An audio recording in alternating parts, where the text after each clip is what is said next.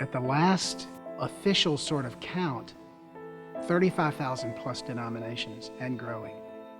But no one knows for sure. There could be tens of thousands more because they're little groups, independent groups. While some see this as part of the Church's natural diversity, others see it as a regrettable result of the Reformation. Is that a problem? For me, it's a significant problem. Because the message it sends to the world again is that when we can't get along, we simply form new groups. When we don't agree on not just theology, but methodology, the way we do evangelism, the way we do worship, the style of music, we split churches at the drop of a hat.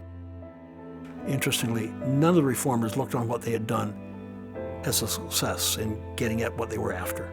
And so it's mistaken on our part to look back on the Reformation as a success, not least because the reformers didn't want to split the church. They wanted to straighten it out.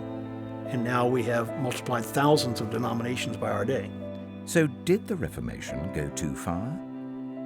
In its zeal to confront corruption and promote doctrinal purity, did it also cause unnecessary division?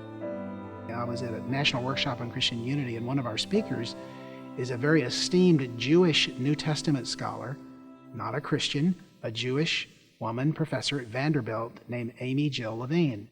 And she talked about Christians and Jews.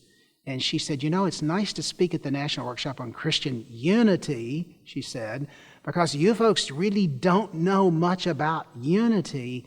What you know is that when you have an argument, you disagree, you go home at night and you start 3 new churches or denominations when you argue. She said, we Jews, we argue far more vociferously and aggressively and passionately than you ever dreamed of, and we go home and have a meal together and we're still Jews the next morning when we get up. And she said, what is it with you people? Why don't you get your act together? Your Rabbi Jesus would have never thought of this kind of way of handling disagreements.